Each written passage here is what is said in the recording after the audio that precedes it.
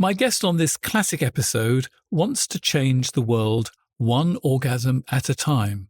She's orgasm activist Venus O'Hara. What a wonderful job description. She's also frank about fetish, having a healthy relationship with sex, and how, if done properly, it can be a spiritual experience. We are creatures of desire.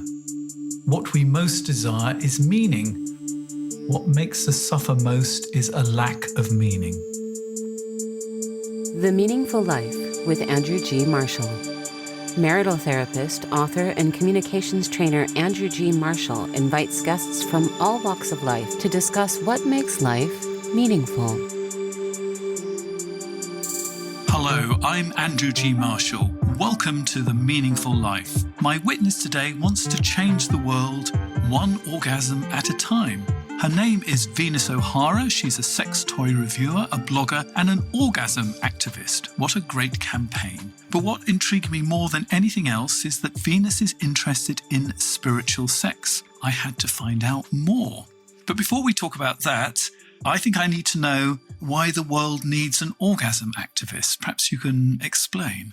Well, thank you so much for having me on your podcast. I'm delighted to be here and spread the word about orgasms, one orgasm at a time. So thank you for this platform. Why the world needs orgasms? Well, I believe we've been fed this idea that men are more sexual than women. I completely disagree with that. I think that women have huge orgasmic and multi-orgasmic potential, and they're not reaching it. I'm part of the clitorati, trying to change the world and trying to deliver this message, which is nothing new. It's been around for a long, long, long time, this knowledge. But I think things have changed, obviously, in recent times with contraception. I think, for example, one of the massive obstacles in enjoyment of sex over the millennia for women was the fear of getting pregnant. So now that we've kind of sorted that out with contraception, then I think it's time to enjoy our bodies. And also, I'm from a very Irish Catholic background, a background that doesn't believe that women should have the rights over their own body. So I completely disagree with that. And I'm rebelling against that and trying to deliver a very special and important message. And sort of paint the picture for us of what the sort of messages that were given to young Catholic girls in Ireland when you were growing up. Well, it's interesting, actually. Someone asked me about abortion yesterday and I shared my views. And I was thinking, oh my God, I really need to speak about this more because I think we were just told not to have sex full stop, and abstinence is the best form of contraception. This complete disregard for sexuality, and it's not spoken about because it's not supposed to exist. And if you do acknowledge its existence, then you're a dirty whore, that kind of thing. So I just think... a Jezebel. Exactly. So there's no grey area for women. It's either black or white, the Madonna whore phenomenon. And I just disagree with that. I think there is a middle ground of healthy sexuality. And also, I believe that men have changed as well. And a lot of men just want a woman who knows her mind and is choosing you. She's not there because she has to be with you. And that's something I really believe in, is just enjoying your body and having autonomy over your life. And this also ties into financial independence, because in the past, women were trading their virginities in exchange for financial security. And I think we're in a time now where we don't have to do that anymore. And so virginity is not such a big deal. Obviously, it is in some circles, in some cultures, and for some people, but it's not the case of I'm trading my virginity or my sexuality, the gift of sex, for financial security. I'm an independent woman. And when I was losing my virginity, I wasn't thinking about my future or jeopardizing it.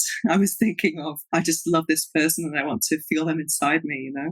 That was but it. It wasn't quite such a straightforward experience as all that, was it? Your first experience. Perhaps you'd like to share a little bit about that, because I think it sort of paints a picture of a time and some of the messages that need to be undone, I suppose. Well, I had a very hardcore experience when I lost my virginity. I'm happy with the person I chose because I was very much in love with that person, even though the relationship ended up being quite toxic. But I think you do learn a lot from those types of relationships as well, as long as you don't see them as your future. And I didn't at the age of 16, 17, definitely not, fortunately. But what happened was I never felt pressured to have sex, which I'm very grateful for. But when we got to a moment where I just felt that I wanted to go to the next level of intimacy, we had sex on my parents' sofa. I discovered years later the phenomenon of stealthing, which is basically I didn't realize that he wasn't wearing a condom. But you had a whole load of condoms for him, didn't you? Yes, exactly. I knew what was going to happen and I got a condom for him.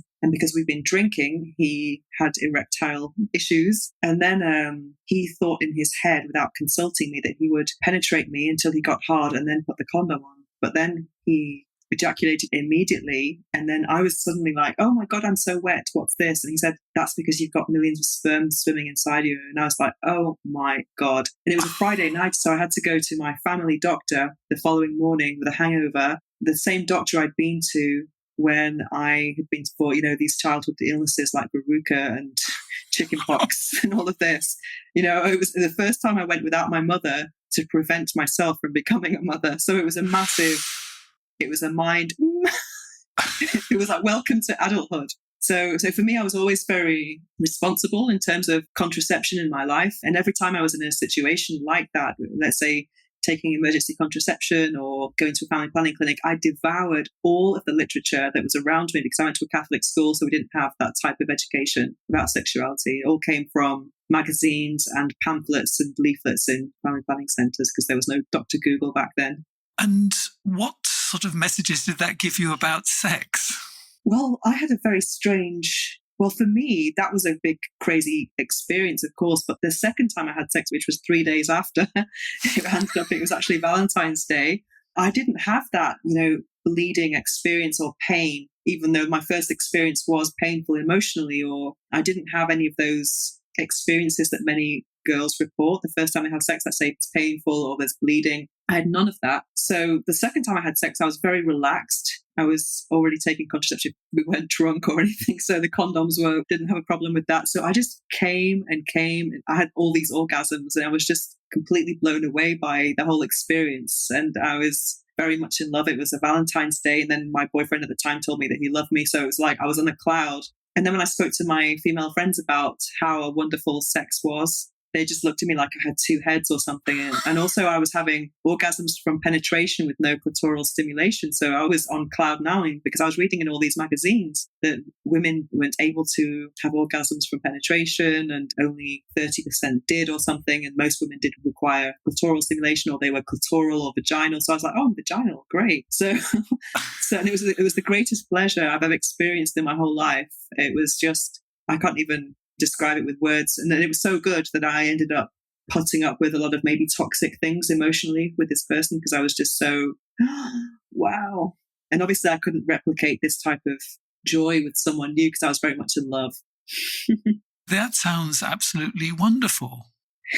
What did that do to your thoughts about all the sex education or lack of sex education you'd had up to that point? I think I just took most of it with a pinch of salt. I didn't agree with the Catholic sex education curriculum, for sure. But I was reading a magazine called More at the time, and the slogan was "Smart Girls Get More," and they had Position of the Fortnight. So that's where I got my main sex education from. And I'm so grateful for those writers who took risks, because I remember that magazine was actually banned, or it became a top shelf magazine at the time. I'm grateful for all those writers who did take a risk and did share information, because it was the only information that someone like me could get back then. Obviously, I'm from an Irish Catholic family, but I was growing up in England. So I was seeing two sides to the story. There was a different message in mainstream media, a very different message from the one I was receiving at home or at school. And in a way, that's possibly a little bit better, because when you get a monoculture, it's very easy to go along with it. When you've got two, you begin to start questioning and coming up with your own ideas. Exactly. But did you take the same sort of path as the rest of your girlfriends at school when it came to sex? Or were you, how shall I put it, an outlier in some kind of way? I guess so. I always had some female friends along my journey who were more sexual. But it's interesting because I'm all about really enjoying it, like from a woman's perspective. And that's always been my message and how my experience as well. But I remember there was one girl who was at university who seemed to enjoy sex a lot. And I used to talk to her about our conquests, whatever. And years later, we met up and she told me she didn't have an orgasm until she was 30. So it seems that a lot of women are using sexuality for attention and for love and for validation. It wasn't really about the pleasure. Whereas for me, I've never had a one-night stand. I've never kind of been drunk at 3 a.m. and gone home with a stranger or anything like that, because I've always been all about real, genuine pleasure. And that's why I feel so strongly about my work, because I don't think this message is really out there. So yeah, it was a very different experience. Also, when I spoke to other female friends about it, they were just like, oh, sex is for men, that type of attitude, which I think a lot of women do have. So how do we change the message that it's okay to have sex when you're not drunk, which seems to be half of the problem, really? Well, yeah, it is. And it's also about relaxation. I don't drink alcohol. I think alcohol is a libido killer, definitely. And I think it makes you make the wrong decisions, basically. And also there's lots of research to prove that you're not as sensitive down there when you're drunk. I mean, it's not so easy to have an orgasm or whatever, but it just kind of relaxes you or disinhibits you in other ways. I think that's the way of putting it. It disinhibits rather than actually turns you on. Exactly. And it can make you feel as though you're having a great time with someone, but you're not really doing anything out of the ordinary. You're just more relaxed, perhaps. Because one of the things I've found, I've been talking to couples for 35 years about sex, is that more often than not, women respond to men's turn on and stimulation rather than actually becoming turned on themselves first and then entering into the sexual sphere. So they don't actually know really what they want because they're just responding to somebody else. How do you think we break that cycle? Well, I think there's far too much emphasis on penetration, although I loved it. I loved it so much when I was starting to become sexual. But I do believe that there is too much emphasis on penetration. And one of my number one tips after have sex with people you genuinely like is to completely eliminate. It sounds simple, but not many people do that. It's just so wise. That's why I was laughing. Yeah. My number two tip would be to eliminate penetration. And if you do that, you'll just discover lots of different things. And I think it's always good to try, let's say, massage. Who doesn't love a massage? And just get to know different parts of your body. It's just too much tits, ass, and penetration. And if you do that all the time, then it's going to get boring after a short period of time, in my opinion. Yeah, I mean, my number one tip is actually really rather like yours. I think the greatest problem is what I call the all or nothing scenario. So either you're going to go the whole way to penetrative orgasm or attempt orgasm, or you're going to do nothing at all. So when your partner sort of sidles up to you on the sofa, you have to decide at that moment, do I want to go all the way or is it a complete no? And there's so many things in between, from just sort of lying there stroking each other in a sensual sort of way through to, famous swinging from the chandeliers. But it's sort of almost, you could either go for everything or nothing. And there's this huge space in the middle that actually I think both men and women want to inhabit, but culturally we've been told that we've got to go for the A experience. Oh, definitely. I think that could be even more prevalent with people when a couple's just had a baby, or there's just maybe they're going through a dry spell when, let's say, a man tries to massage the woman's neck and she'll think, oh no, he's doing that because he wants to end up having sex. So I definitely think there should be some middle ground and some more exploration of intimacy instead in the erogenous zones. I think it's really good to mix it up. Now, you started doing fetish and erotic photography. How did you get into that?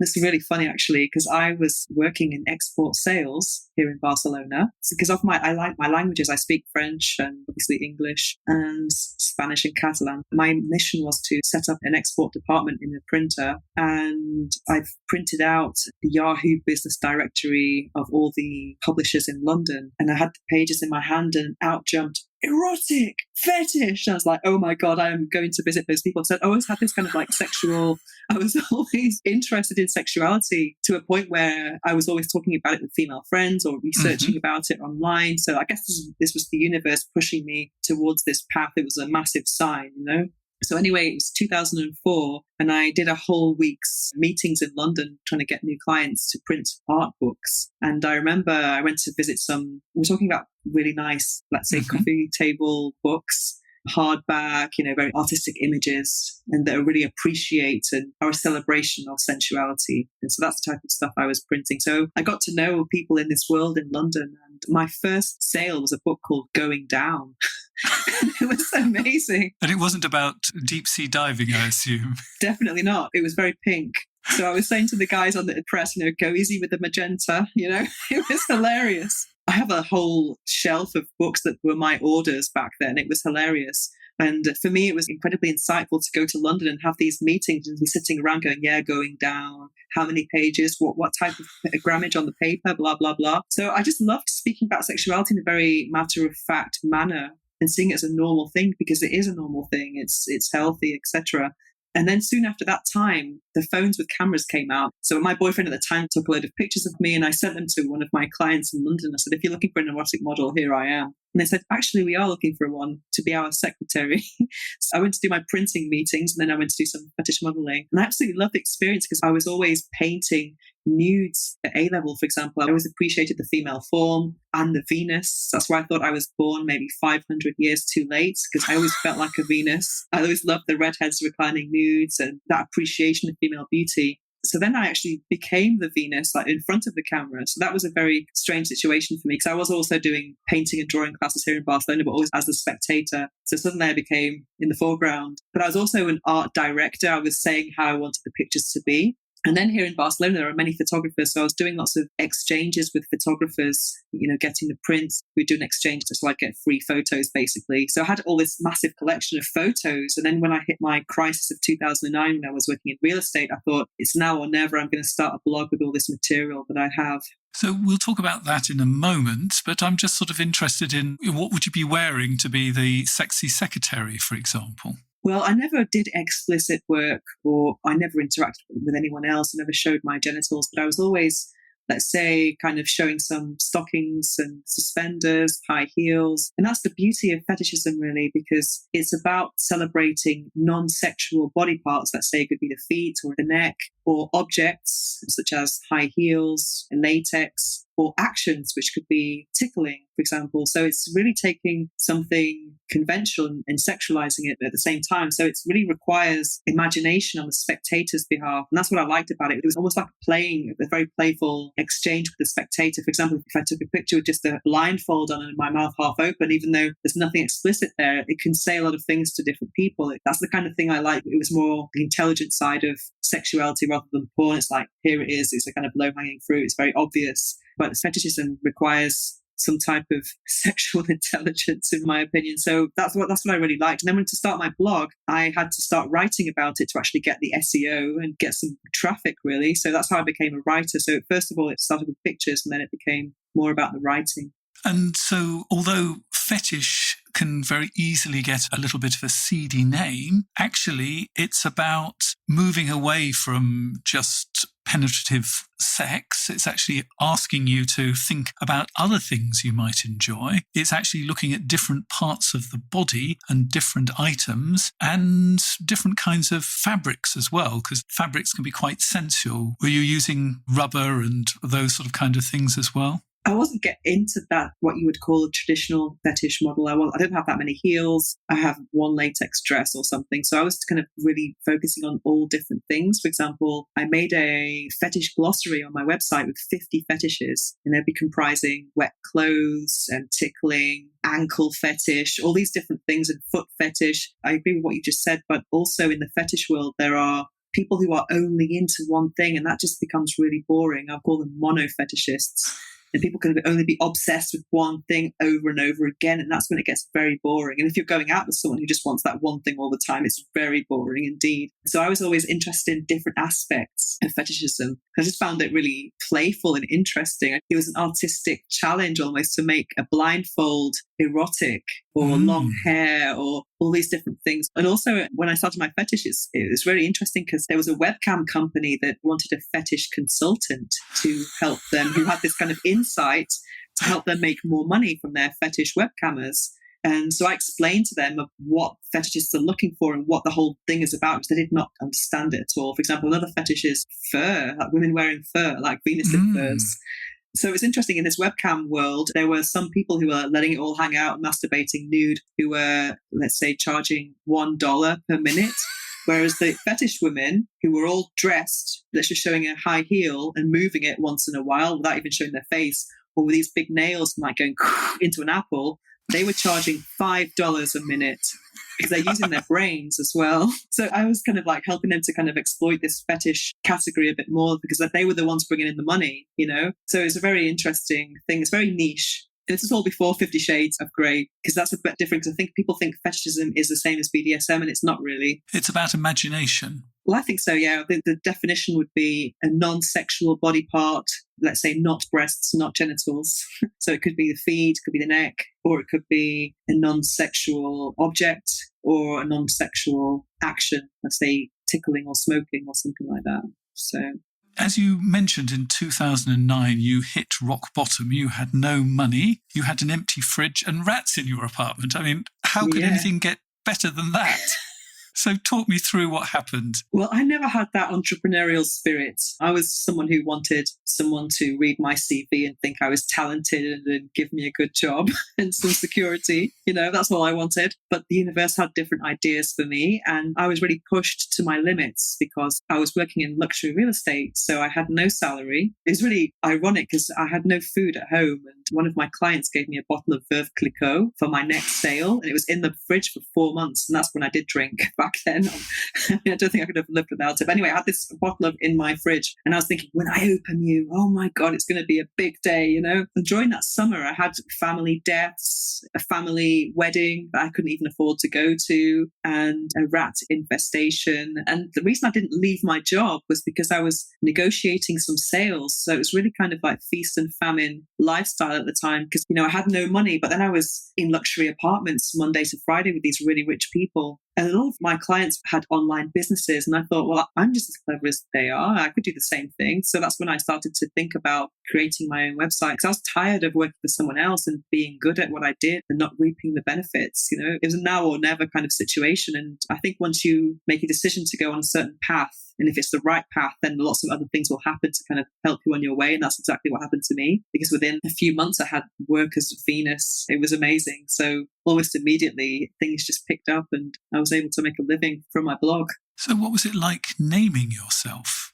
Well, I had the name already. It was a kind of hobby on the side when I was working in export sales as the part-time fetish model. I made up this name because I'd always loved the Venus for many reasons. I studied fine art, so I loved the reclining Venus. I identified with the Venus. And then I also read Venus in Furs, which I really identified with because it was a redhead with green eyes who was dominant. And that's what was my thing at the time as well. So that part was very easy. And the O'Hara, because my family is Irish and I grew up spending my summers in the place where Maureen O'Hara had her house. So it was a very glamorous name. So an Irish Venus, here I am, Celtic kind of Venus. And yeah, so it's been, I really identify with this name. And also as I've become spiritual, it's interesting because I'm not interested in fetishism or BDSM at all anymore. Because I think when I was into that type of thing, part of it was ego-based. Whereas now the Venus is about the tantric goddess, everyone's a goddess, every woman is a goddess type thing. It's more about I'm on a level playing field with my lover. I'm not better or I don't need to be worshipped,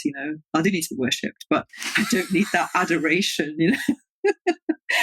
that type of thing. You don't need them bowing down. No, well, just a little bit. Me, my God. Yeah, I'm not into that. I was at the time. I have been into that in the past, but I think it was related to ego issues and validation and stuff like that. Whereas now I'd see it as a bit silly. I'm not into that at all. But it's amazing how the name has actually worked in these different spheres because it's actually what could be more spiritual than a goddess. Exactly. But now my message is about reviving the goddess everywhere, really, in all women, the female orgasm. And also now I had a spiritual awakening in 2017. I think before it was about, when I started this journey, it was about overcoming shame and guilt to actually enjoy your body because pleasure is just the beginning. But I've experienced pleasure for a long time and now I'm using sexual energy to go into even higher realms. I've been using my sexual energy to manifest for the last 3 years. So I'm a sex magician these days. I practice sex magic. So explain to me how you manifest through sex. First of all, you have to explain to me exactly what manifesting is. Manifesting is basically, if you write down a list of things that you want, it's trying to make them transform from ideas into actually existing in your physical world. So give us an example of something you've manifested then. This apartment that I'm in, I've already had millions of orgasms before I came here. And just some growth in my business, really. I started doing that 3 years ago. I started to really grow and I paid all my debts off in one phone call, which was absolutely amazing. And getting top-notch blood results as well. I was recently ill, so I've manifested a lot of things, but it's a very spiritual process for me now, masturbation. I have my crystals by my bed and I listen to affirmations while I masturbate. So basically, sex magic is, let's say before you masturbate, you would think of an intention. And then when you're about to orgasm, you really focus on that intention again. And then afterwards, when you're just kind of after orgasm to normal stage, just kind of getting your breath back, the resolution stage, then you would also be thinking about whatever it is you want to manifest. So for me now, every experience of masturbation is about that. And how does that change the orgasm? Well, it changes a lot because it's a lot to get your head around these kind of non-sexual stimuli. It's not just about thinking about what turns you on. I think before I discovered this, I was just almost having a race with myself to just think about all my erotic triggers and just have an orgasm. Whereas when I discovered sexual transmutation and sex magic, I just became more, it takes a longer time, basically. It takes a lot longer. Is the orgasm less pleasurable, or is it more sort of, for want of a better word, cosmic rather than definitely. body? I was just about to say cosmic. And sometimes I've had experiences where I felt like I literally am seeing this white light, because it is it's more of a celebration of this beauty, this power. Now I understand why sex is so taboo, because it's not in anyone's interest that people know about this powerful force. Because sexual energy is the most powerful energy. So you realize that the religion and all these things that are trying to play it down, it's not about taboo. It's because it's powerful, and it's not in anyone's interest for people to have this power. So this power is being sucked away by fast food, by porn, by all these other stimulus, of the sex sales phenomenon that we see everywhere. That's kind of a more to take your attention away from this great power. Now, I was thinking actually about what is sex the other day, and it's actually really quite difficult to define, because we can sort of very narrowly say, penetrative intercourse, masturbation and oral sex, but actually there's a huge amount of other things that could actually be very sexy. I mean, there's a certain sexual energy of us sitting here talking about sex and talking about cosmic orgasms and everything else like that. It has a sexual energy to it, doesn't it? Well, sexual energy is creative energy, so anything creative. And I think a lot of creative people are okay with not having children, which is quite interesting, because if you think about the chakra system, the second chakra, which is the sacral chakra, that's where we experience pleasure, emotions, sexuality, and creative energy. And before I became spiritual, I used to write a lot in Spanish media. I was writing lots of articles for El País, and when I had writer's block, I would just go and lie down and masturbate for a while, and suddenly I had all these ideas.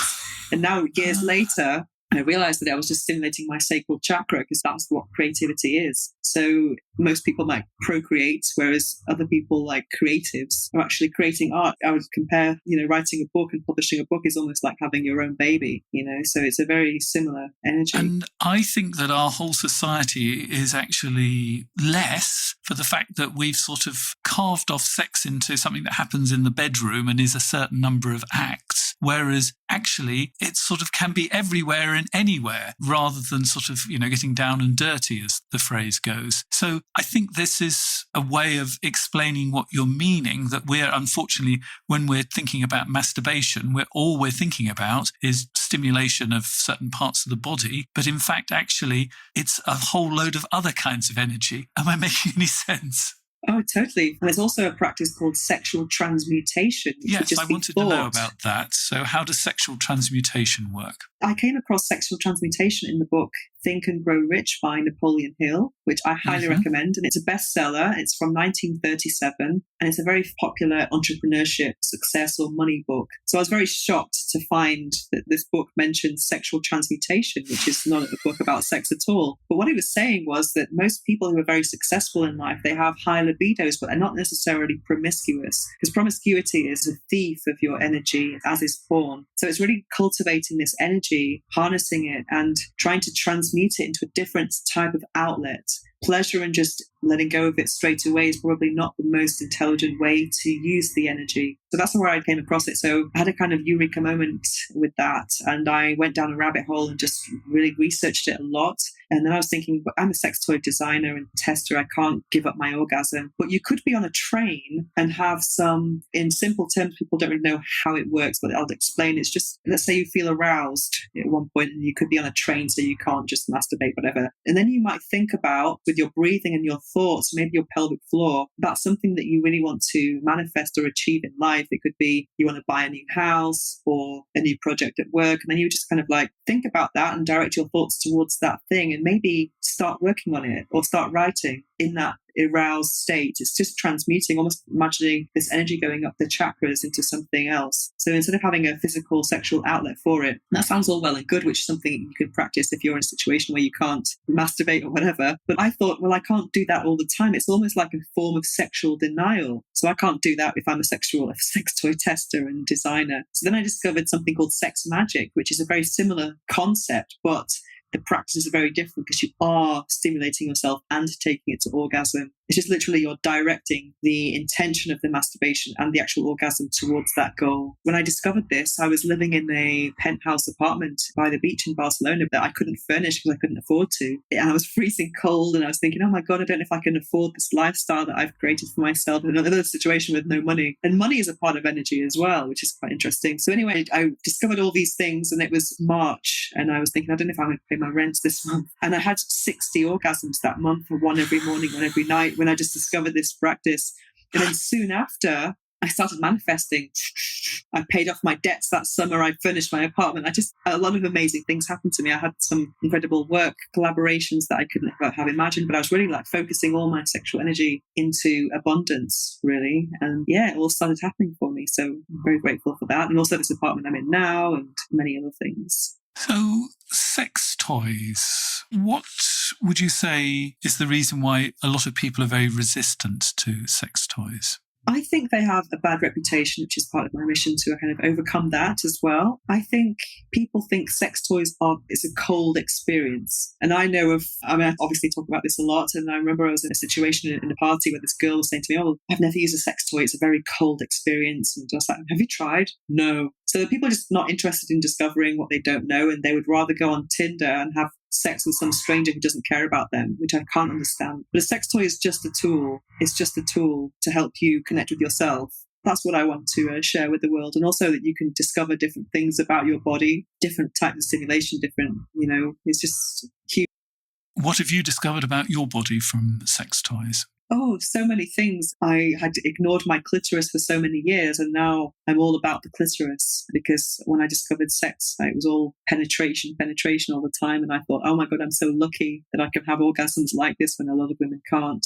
So I kind of ignored my clitoris. So I've really had a clitoral awakening for sure. But also that on an emotional level, it's really liberated me from toxic relationships because I enjoyed sex so much. I found that I was often in relationships that I was there because of the sex kind of thing. I put up with a lot of terrible things because of that sexual connection. And then I kind of liberated myself from that destructive pattern. So if somebody is listening to this and they're thinking, well, maybe I should consider sex toys. My guess is it's quite a broad category, sex toys. Where would one start? What sort of kind of area? And how would you know what would be right for you? I'm thinking particularly for women on this.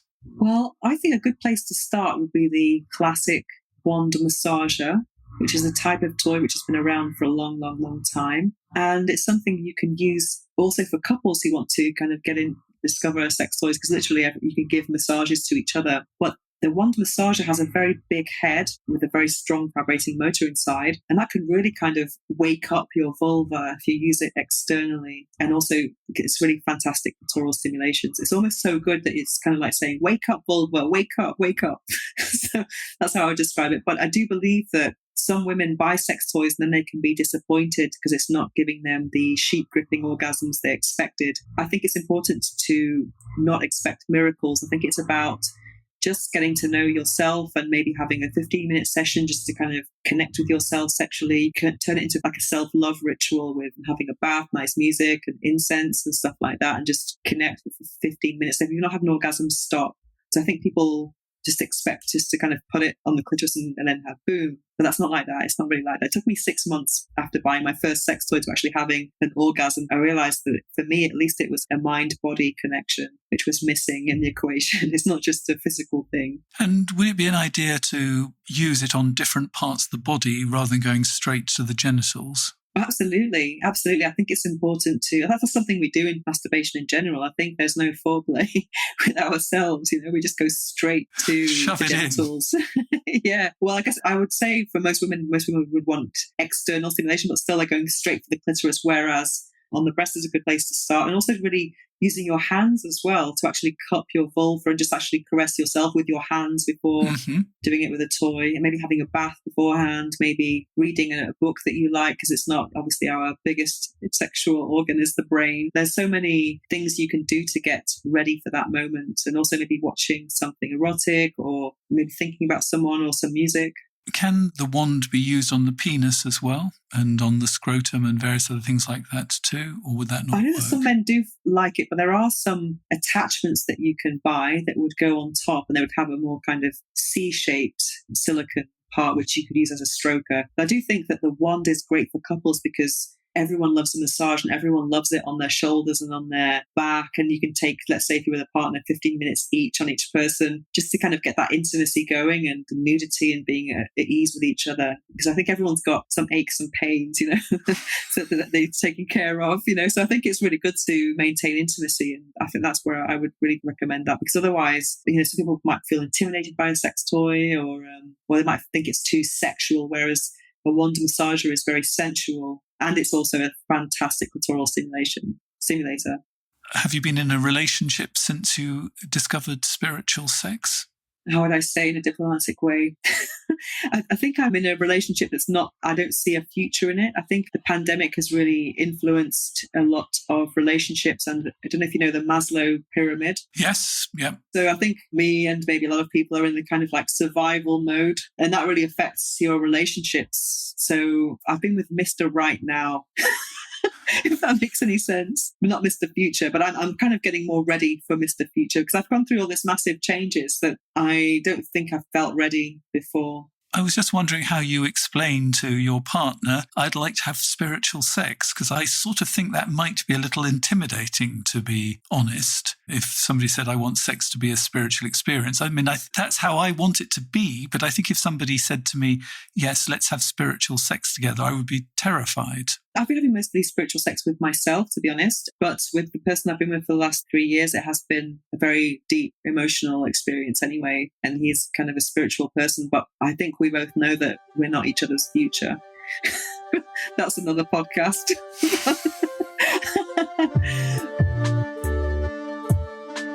The Meaningful Life with Andrew G. Marshall. Please follow us on Twitter, like us on Facebook, and visit our website, andrewgmarshall.com/podcast, where you can join our supporters club and unlock bonus material and other benefits.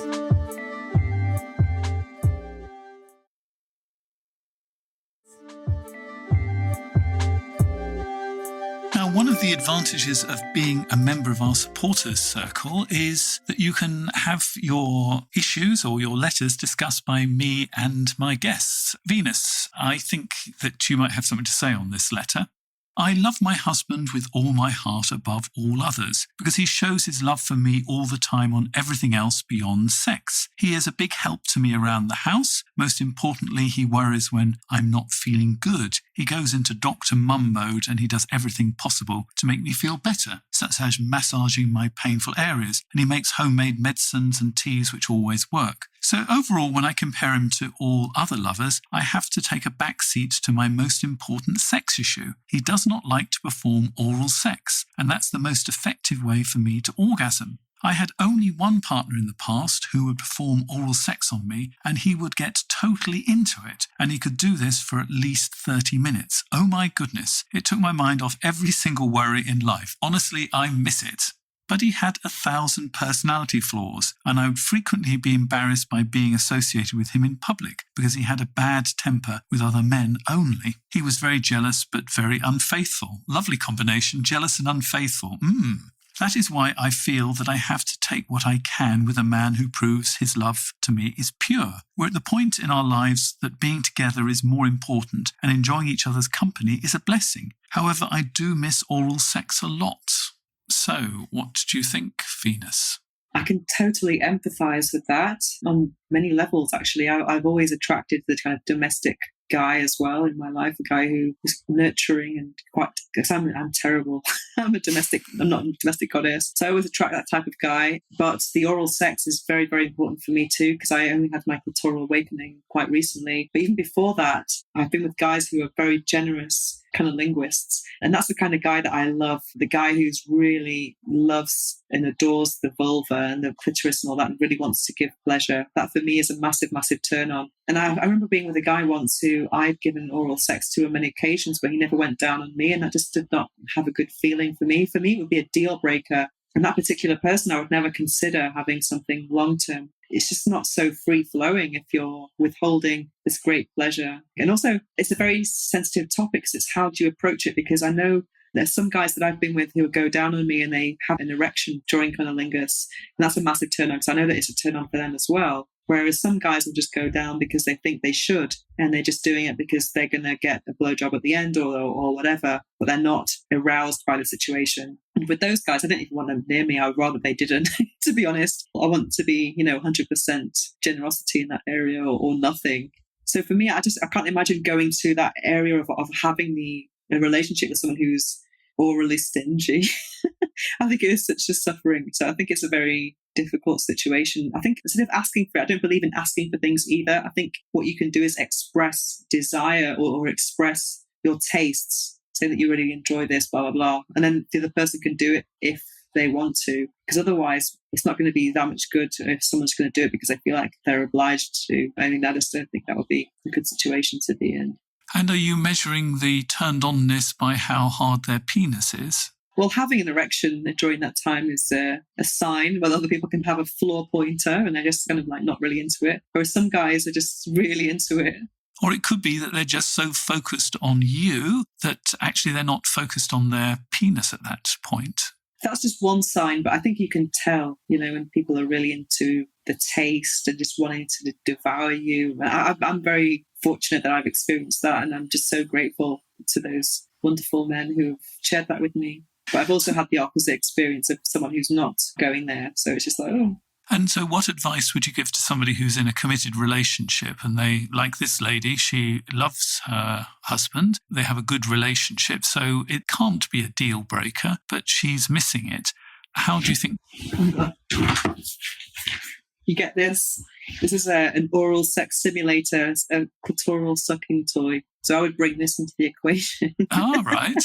How would you introduce that? Oh, I've heard about this amazing toy. It's like a cunnilingus simulator. I'm going to get it. Mm-hmm. That could be one way, because I really love cunnilingus. But also I think that there are some ways, for example, these board games are really cool. Right, tell me about these board games. There are many board games for couples, and I really recommend them. They have lots of different activities in them that are sexual, things you won't normally do. You don't really know what's coming next. So I would recommend getting an erotic board game. And there's one that's very famous called Monogamy, like Monopoly, Monogamy. I haven't played that one, but I have had some, because I'm obviously testing different toys.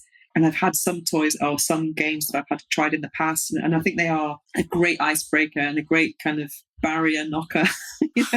It's a really great way to kind of get to know the other person's taste as well, because we don't do that enough. I mean, I went to witness a professional dominatrix at work. It was a very insightful experience. But what she did with her client was she had a list of activities. He had to say what he liked and what he didn't like because he was being dominated. So she had to know where the boundaries are. And I thought, why don't couples do that? Just actually have a list of things that they like and don't like and just compare. So I think there are lots of kind of questionnaires and games that couples can use and resources like this to actually talk about things they like. So in these situations, you can discover things that your partner would never share with you, like that they actually like black-coloured underwear or whatever it is. Everyone's got some kind of kink or some kind of fetish they haven't shared with their partner. And just do it by talking. I think that's a great way. I had a client who wanted to spice things up with his partner, and he researched on the internet ideas like pretending to be teacher and naughty pupil and sort of lots of games like that. And he wrote them down, put them in a hat, and they just picked ones out at random, and they discovered quickly what worked and what didn't work. And that was a much better way than actually just saying, what do you like? Because if you asked, what do you like? Well, I mean, where do you start? Or you've either got no idea, but some ideas, you begin to quickly see if you're a role player or not. If you like fabrics or not. If the idea of, fun furs are not fun, that's fine. But you sort of find these things out with this sort of imagination box. So you could even create one for yourself. But you mentioned monogamy. What's the type of toy called that stimulates oral sex? It's called a Satisfier Pro 2. This is the world's best-selling sex toy for good reason. You place this round part here on the clitoris and it uses air. It's air pulse technology to actually stimulate the clitoris without touching it. So it's a kind of similar concept to cunnilingus, and it's having huge success. It's worked from word of mouth and it's sold double-digit millions. We're talking a lot. They haven't even done a huge campaign. It's just been the word of mouth. Literally. An oral sex toy that succeeded with word of mouth. It just had to be, didn't it? Exactly.